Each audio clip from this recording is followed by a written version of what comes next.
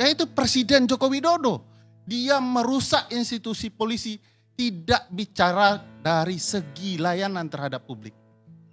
Tapi polisi sekarang sudah menjadi backing politik. Pertanyaan sekarang, apakah benar ada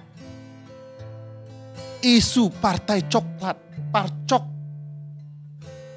Data kami menyebutkan di dalam kecurangan pemilu presiden 2024, teman-teman kepolisian tiba-tiba berganti, ada mutasi yang luar biasa. Menjelang pemilu presiden, ditempatkan orang-orang tertentu yang diduga dekat dengan Kapolri Sigit. Dan juga terjadi di pilkada. Saya bisa sebut Banten, Jawa Tengah, ada pergerakan-pergerakan teman-teman kepolisian.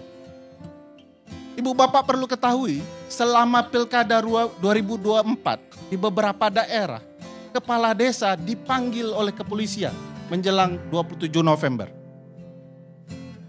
Kasusnya dibicarakan soal penggunaan dana desa. Hebatnya setelah 27 November tidak ada kasus yang naik.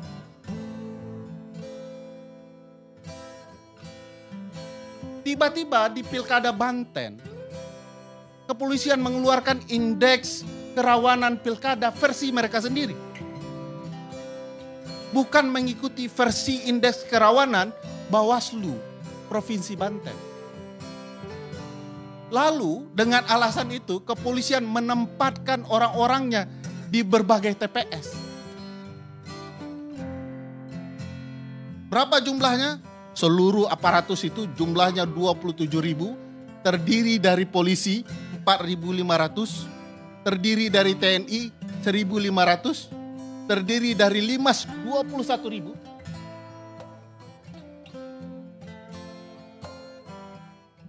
Data bahkan menjelaskan, teman-teman Tempo menjelaskan kemarin bahwa untuk gudang calon tertentu ada brimobnya, tapi gudang calon yang lain tidak ada brimob.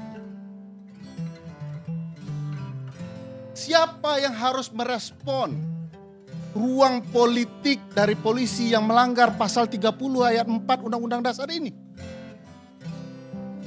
Saya sarankan kepada teman-teman DPR, termasuk Bang Nasir, Bang Dedi, panggil Kapolri, jelaskan situasi ini. Fenomena parcok ini benar-benar ada atau bualan banyak orang? Bisakah dia menjelaskan data di mana netralitas Polri selama pilkada 2024 ini?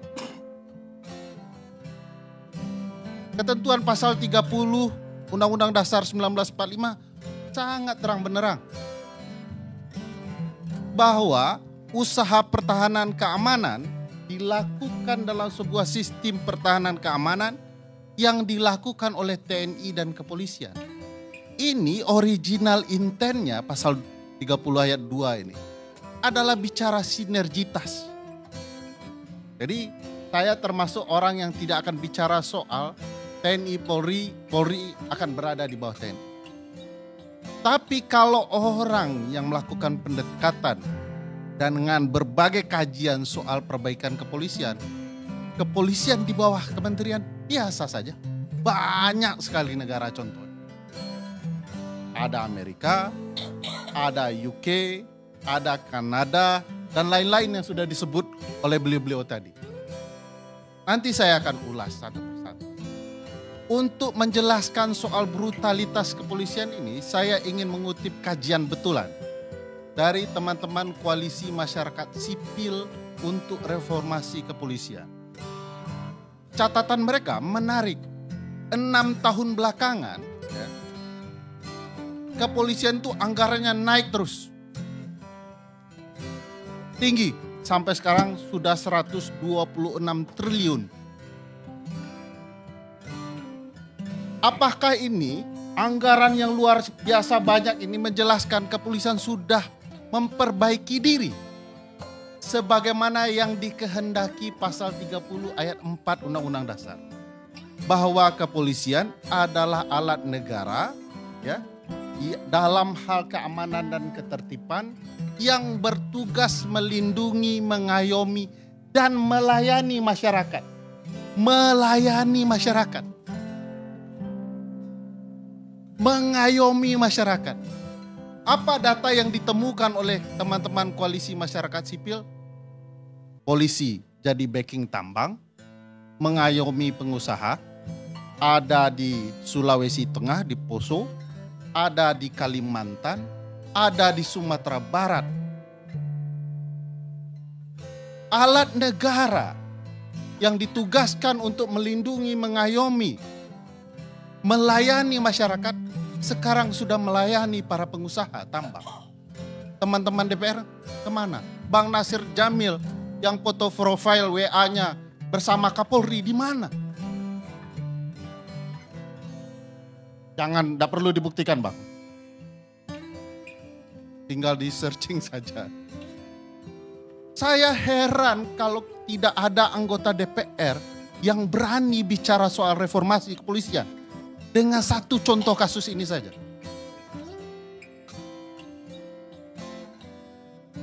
Padahal kasus Al Sharpton itu dia bicara seorang kulit hitam yang dibekuk oleh kepolisian. Satu kasus membuat heboh satu Amerika bahkan dunia.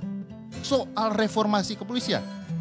Sekarang banyak sekali teman-teman kepolisian yang jadi begitu. Data penelitian yang sama menjelaskan bahwa kepolisian juga berbisnis di dalam BBM misalnya. Kasus di Papua dan lain-lain menjelaskan itu. BBM hilang di muka bumi, polisi adalah pelindungnya. Padahal polisi mestinya memastikan BBM bisa sampai ke publik. Lalu anggota DPR bilang, masih baik. Saya pikir apa yang disampaikan oleh senior kita Pak Arianto Sutadi tadi. 25 tahun polisi berbenah. 10 tahun belakangan gelombang pasak datang. Gelombang besar datang. Menghancurkan cita-cita dari reformasi kepolisian itu. Di tangan siapa? Di tangan orang yang tidak ingin lagi disebut oleh Bang Deddy. Bahkan tidak ingin dalam mimpinya hadir. Yaitu Presiden Joko Widodo. Dia merusak institusi polisi, tidak bicara dari segi layanan terhadap publik. Tapi polisi sekarang sudah menjadi backing politik. Kalau cinta kepolisian, saya tidak tahu kenapa saya terjebak di antara dua orang ini yang merupakan keluarga kepolisian. Kalau ingin saya pakai, saya cucu seorang kapolsek. Kalau boleh juga ingin bicara betapa cintanya saya dengan kepolisian.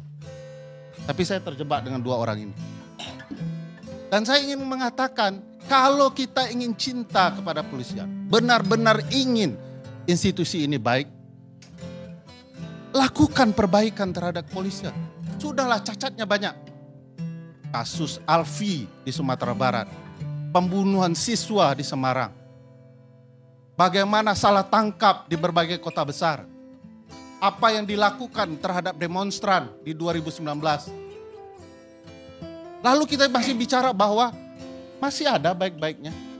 Yang baik-baik banyak. Yang lebih tidak baik lebih banyak. Banyak hal yang bisa kita lakukan untuk pembenahan kepolisian. Saya dan beberapa teman-teman menjelaskan beberapa opsi yang menarik. Tidak sekedar berada di Kementerian Dalam Negeri. Apalagi kalau menterinya mantan polisi. Itu kan menambah pangkat juga. Usulan kami polisi dipecah jadi dua. Mirip konsep federalisme kepolisian di Amerika. Karena gagasan reformasi adalah otonomi yang seluas-luas. Ada alasannya dipecah dua. Menjadi polisi nasional dan polisi daerah. Polisi nasional bisa dikendalikan oleh Kementerian Dalam Negeri, tetap di bawah Presiden tentu saja, sebagai kepala negara dan kepala pemerintahan. Tapi tugas-tugas tertentu dia akan dibatasi. Misalnya proses penyelidikan. Kita mengenal azas dominis litis. Di ruang ini pemimpin penyelidikan polisi berada di bawah kejaksaan. Lalu kepolisian daerah berada di bawah pemerintahan daerah. Tentu dalam dominis litis dia akan berada di bawah kejaksaan tinggi. Kenapa ada dua ini? Karena inilah mekanisme checks and balances untuk kepolisian. Kalau polisi nasional menyimpang melakukan bisnis haram di daerah, polisi daerah bisa tangkap mereka. Kalau polisi daerah aneh-aneh macam-macam, maka polisi nasional bisa mempermasalahkan mereka. Kalau tidak ada mekanisme checks and balances ini, selalu dalam satu komando, kalau kita pindahkan Kementerian Dalam Negeri, niscaya Kementerian Dalam Negeri akan menjadi penjahat barunya. Kalau kita pindahkan Kementerian Pertahanan, mungkin TNI, yang muncul tidak hanya Parcok, tapi Parijo. Partai Hijau. Jadi kita hanya menambahkan masalah baru dengan solusi baru. Oleh karena itu, solusinya harus tepat, harus sesuai dengan konstitusi yang menurut saya perlu kita perhatikan serius. Sudah banyak korban polisi, jangan kita tutup-tutupi. Ini bukan berarti kita tidak sayang dengan polisi. Tadi saya sudah mengutip pendeta dan lain-lain ya, peneliti, aktivis. Saya ingin mengutip hadis untuk melawan pendekatan yang digunakan oleh Pak Nasir Jamil karena beliau ustadz. Saya mengutip hadis ini kurang lebih bunyinya, jihad paling utama adalah berkata benar di depan pemimpin zalim. Jangan karena kita dekat dengan pemimpin, kita lupa berkata benar. Jadi saya lihat anggota DPR yang dekat dengan polisi, tiba-tiba tidak bercerita soal problematika polisi. Ini bukan soal sekedar politik apa yang terjadi. Kita sedang bicara kecintaan kita kepada institusi ini. Ada satu ungkapan nih, kalau boleh mengutip supaya saya lebih mirip Bang Kardi daripada Rocky Gerung. Saya ingin mengutip satu pernyataan penting untuk menjelaskan apa yang terjadi dengan kepolisian kita. Seorang rapper di Amerika namanya KR Aswan mengatakan begini. We put you here, polisinya kita tempatkan dengan gagasan konstitusional kita. Di sini dalam melayani kita semua. To protect us. The biggest question is, who protect us from you? Kalau Anda adalah banditnya, kalau Anda adalah pelindung kejahatan ini, kalau Anda adalah pelanggar nomor 1 Undang-Undang Dasar 1945, kalau Anda adalah pemain politik di Republik ini. Oleh karena itu, demi kecintaan kepada kita institusi kepolisian, sudahlah, kita sudah semua tahu apa yang sedang terjadi dan apa yang akan dilakukan oleh para politisi dan para polisi.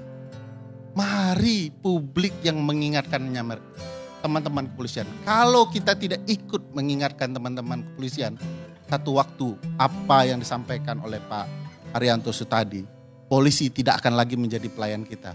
Mereka adalah orang yang kita takuti. Persis seperti apa yang dikatakan oleh Bang Saud. Kalau ada malaikat kita takuti, sungguh hina kehidupan amal kita. Kalau polisi kita takuti, sungguh hina kehidupan bertata negara kita. Sekian, terima kasih.